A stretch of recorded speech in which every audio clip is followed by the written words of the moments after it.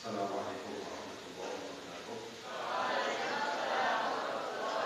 Alhamdulillah, wassalatu wassalamu ala Rasulillah wa ala alihi wa ashabihi wa man tabi'ahu wa wala. Amma ba'du. Mukarramun, para guru, para ustaz yang hadir pada kesempatan ini untuk kita sama-sama memperingati peringatan Maulid Nabi Muhammad sallallahu khusus putra kali ini. Nah, tentu saja kita niatkan selain untuk memperingati kelahiran Nabi Muhammad SAW, kita niatkan juga untuk para muassis baik pondok pesantren Al-Halim secara umum ataupun muassis pondok khusus putra Al-Halim.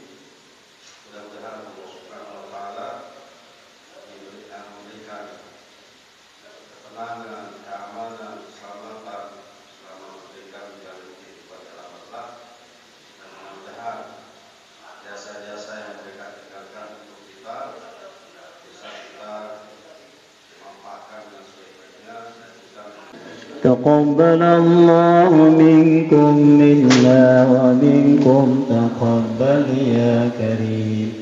أعوذ بالله من الشيطان الرجيم. بسم الله الرحمن الرحيم. ياسين والقرآن الحكيم المرسلين على صراط مستقيم تنزيل العزيز الرحيم لتنذر قوما ما أنذر آباؤهم فهم غافلون لقد حق القول على أكثرهم فهم لا يؤمنون في أعناقهم أغلالا فهي إلى الأذقان فهم مقمحون وجعلنا من بين أيديهم سدا ومن خلفهم فأغشيناهم فهم لا يبصرون قالوا طائركم معكم أئن ذكرتم بل أنتم قوم مسرفون وجاء من أقصى المدينة رجل يسعى مرسلين اتبعوا من لا يسألكم أجرا وهم مهتدون أعبد الذي فطرني وإليه ترجعون الشمس ينبغي لها أن تدرك القمر ولا الليل سابق وكل في فلك يسبحون وآية لهم أنا حملنا ذريتهم في الفلك المشحون وخلقنا لهم من مثله ما يركبون ولقد أضل منكم جبلا كثيرا أفلم تكونوا تعقلون هذه جهنم التي كنتم توعدون اصلوها فرون اليوم نختم على أفواههم وتكلمنا أيديهم وتشهد أرجلهم بما كانوا وسبحان الذي بيده ملكوت كل شيء وإليه ترجعون. السلام عليكم ورحمة الله وبركاته. الحمد لله الذي أنعم علينا ببعثة سيدنا محمد صلى الله عليه وسلم لينقذنا من عذاب جهنم والصلاة والسلام على سيدنا محمد أشرف الأنام وعلى آله وأصحابه وصحبه الظلام أما بعد. Para masyayikh Majelis Mudir yang sama kita hormati, Ketua Yayasan bersama para seksi, para kepala bagian di seluruh lingkungan Yayasan para pesantren ahli ini, para masyayikh, para ustaz, para santriwan, syukur alhamdulillah pada kesempatan ini kita diberikan limpahan rahmat oleh Allah Subhanahu wa taala sehingga dapat berkumpul dalam rangka mentakzim wiladah Rasulullah sallallahu alaihi wasallam. Kita ingin tabarruk dengan memperingati kelahiran beliau. Maka oleh sebab itu bukan berarti kita tidak pernah ingat setiap waktu sholat, kita ingat.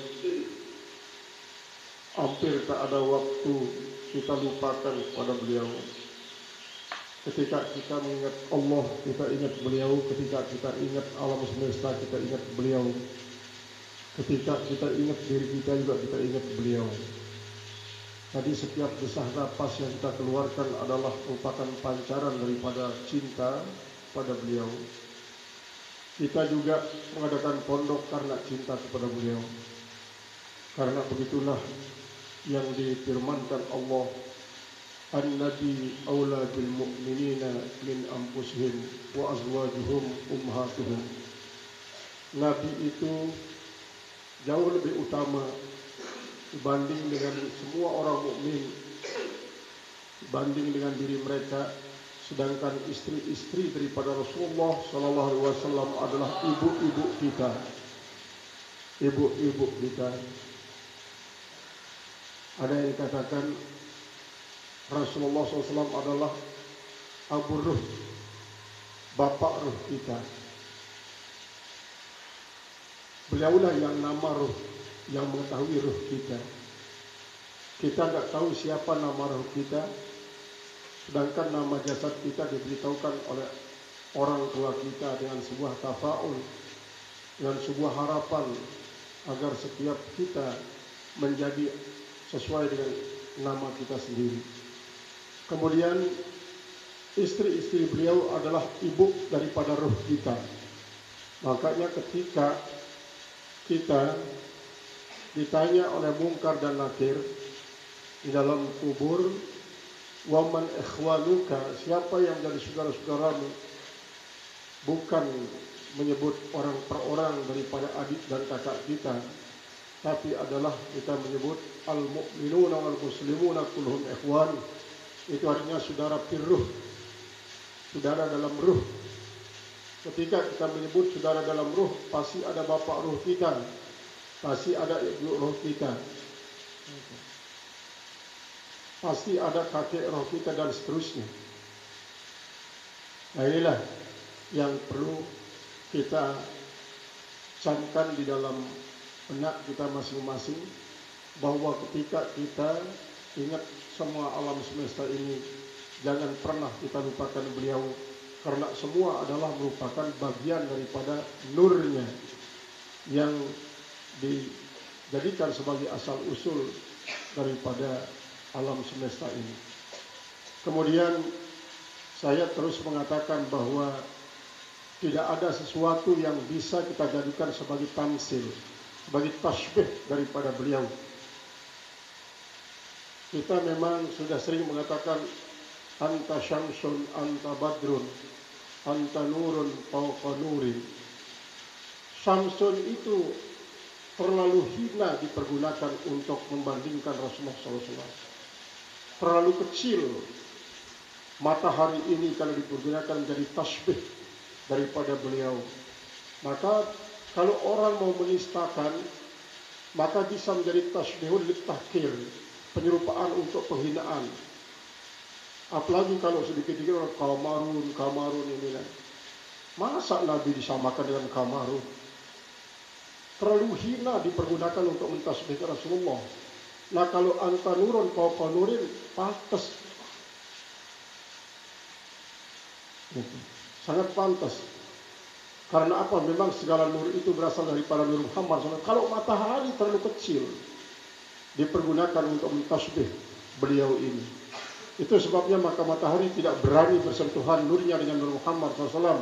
Maka ketika dia bersentuhan nur beliau dengan nur matahari, maka matahari akan hancur lebur.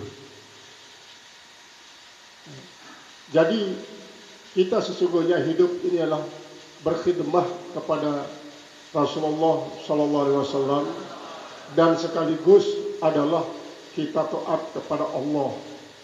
Karena kita tidak mungkin akan membantu Allah karena Allah tidak punya kekurangan. Kita berkhidmah pada Rasulullah SAW adalah untuk melanjutkan dakwahnya. Kita bagi sedikit demi sedikit, sama-sama sedikit kita bagi, karena sesungguhnya beban dan tugas beliau itu sangat berat. Maka oleh sebab itu kepada semua kalian, para santriwan, semua dar, ini yang Darul Quran sudah pulang. Ya, sudah pulang tadi, tidak disebut ngaji tadi. Kenapa pulang duluan?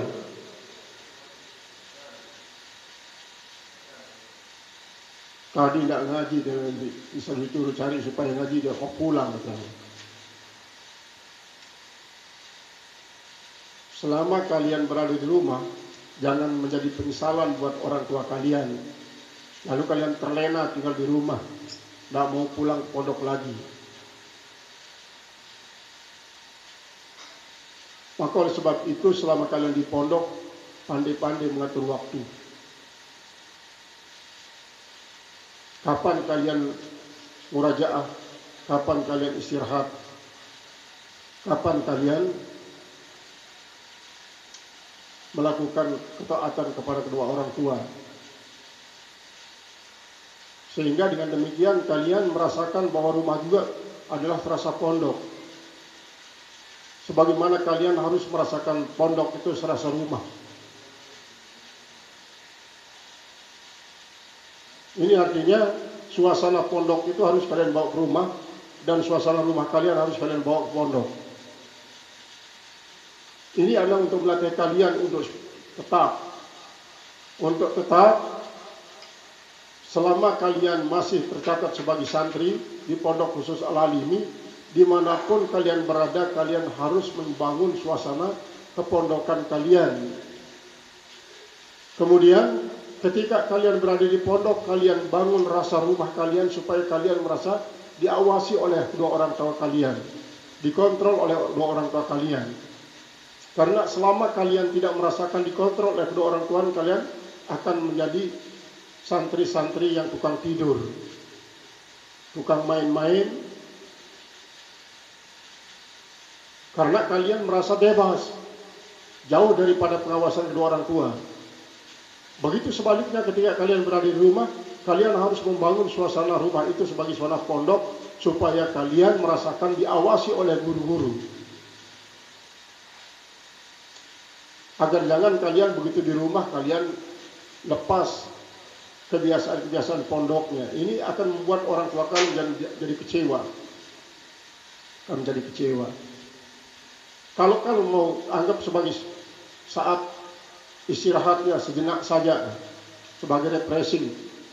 Setelah kalian berada di pondok hingga kelas 1, sudah berapa bulan di pondok ini, kelas 1?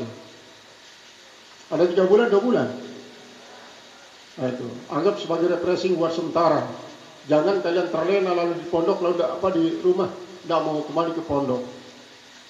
Nanti kalian akan mengecewakan kedua orang tua kalian.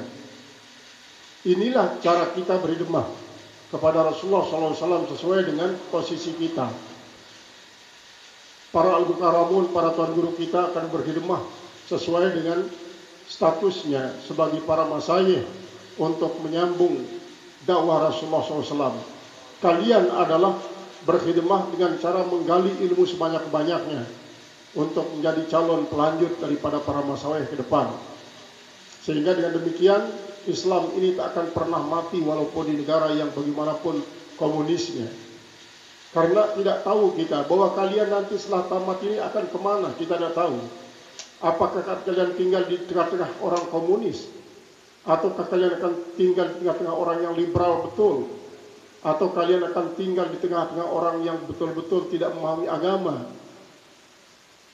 Maka kesempatan berada di pondok ini gunakan untuk sebaik-baiknya sebagai calon pelanjut dakwah daripada Nabi kita Nabi besar Muhammad SAW. Sehingga kapanpun, dalam suasana apapun, kita tetap memperingati maulid beliau. Adapun pada bulan Rabiul Awal ini adalah merupakan formalitasnya. Sehingga peringatan yang setiap hari, setiap saat yang kita lakukan itu diformalisasi pada bulan Rabiul Awal dengan kita mengadakan acara-acara seperti ini, peresmian setiap tahun daripada peringatan harian yang kita lakukan. Kita ratiban, kita hizban, itu semuanya adalah bagian daripada memperingati Maulid junjungan alam Nabi besar Muhammad SAW. Ya. Sehingga tanpa ada napas yang keluarkan, tanpa memperingati daripada kelahiran beliau. Setiap yang kita lakukan daripada perbuatan yang bagus, kita niatkan adalah untuk mengambil bagian daripada apa yang beliau wariskan kepada kita. Dengan demikian, kita akan tercatat sebagai umatnya yang sangat peduli akan perkembangan dakwah Islam yang ini. Di saat orang lain dengan mempergunakan berbagai macam media untuk menyerang Islam dari segala arah dengan potensi yang mereka miliki, kalau kita tidak imbangi dengan perjuangan-perjuangan yang lebih hebat, maka kita tidak mengamalkan wajadilhum billati hi ahsan. Berarti kita tidak mempunyai perangkat, tidak mempunyai instrumen untuk mengimbangi mereka. Padahal kita seringkali mengatakan wajadilhum billati hi ahsan. Debat mereka, bantah mereka, berikan mereka itu suatu argumen yang lebih baik, lebih hebat dengan mempergunakan virtual yang kita miliki. Kalau di pondok memang belum kalian harus pergunakan hal itu. Tetapi kalian secara manual harus memiliki sebanyak-banyaknya. Karena kukuhnya manual ini akan dapat membuat kalian nanti menjadi tangguh di saat mempergunakan digital, dakwah secara virtual. Tapi di pondok jangan dulu pakai digital-digitalan. Semua harus manual.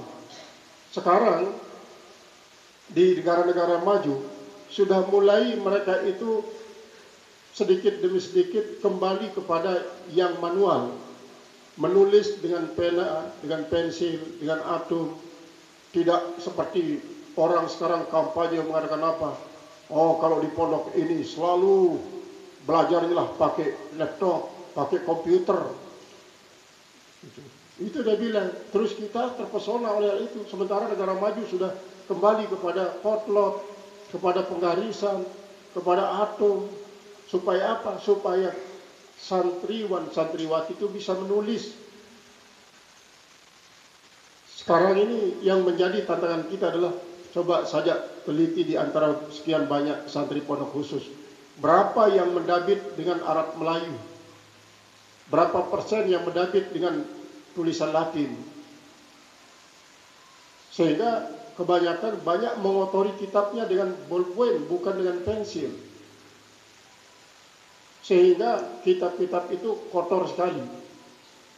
Tidak peduli apakah tafsir Jalalain, apakah hadis Riyadhus Shalihin, apakah kitab Nahwu, habis kotor. Yang namanya dabitan itu harus lebih kecil daripada tulisan yang sesungguhnya. Tapi sekarang anak-anak ini lebih besar tulisan dabitannya daripada tulisan kitabnya. Kenapa? Ini bukan karena tidak diajarkan berdabit dengan cara bagus, tapi karena memang pengaruh daripada pondok pesantren, artinya luar pondok pesantren, sehingga banyak yang tidak bisa menulis. Ini adalah merupakan salah satu ekses daripada digitalisasi yang dimiliki di luar sekolah masuk ke dalam pondok. Nah, oleh sebab itu kalian harus belajar tulis yang baik supaya kembali tradisi para ulama kita ketika mondok itu sangat-sangat teliti mendabitnya. Al-Mukarramun, para tuan guru, para ustaz, bapak-bapak, para santriwan, santriwati yang sangat-sangat kami muliakan, ini yang bisa saya sampaikan kesempatan ini. Yang penting bagi kalian adalah bawa suasana pondok sampai di rumah, sebagaimana kalian harus membawa suasana rumah sampai di pondok. Karena dengan demikian di rumah kalian merasa diawasi oleh para guru kalian, dan di pondok kalian merasa diawasi oleh orang tua kalian. Kalau itu yang kalian rasakan, kalian tidak akan menjadi banyak main-main di pondok, tidak banyak tidur di pondok, tapi akan banyak belajar. Mudah-mudahan semua kalian ini menjadi pewaris daripada para masyayikh kita, sebagaimana halnya masyayikh kita adalah merupakan pewaris daripada para masyayikh yang salafus salih sampai kepada beliau-beliau sekarang ini. Atas perhatian ini sampaikan terima kasih. Assalamualaikum warahmatullahi wabarakatuh. Bismillah wa ni'mal wakil, ni'mal maula wa ni'mal nasir, wa la hawla wa la quwata illa billahil aliyil azim. Astaghfirullahal azim, astaghfirullahal azim, astaghfirullahal azim alladzi la ilaha illa huwal hayyul qayyum atubu ilaih. Afdal dzikri la ilaha illallah, la ilaha illallah, la ilaha illallah Muhammadur Rasulullah, la ilaha illallah, la ilaha illallah, la ilaha illallah, la ilaha illallah, la ilaha illallah. أعوذ بالله من الشيطان الرجيم. بسم الله الرحمن الرحيم.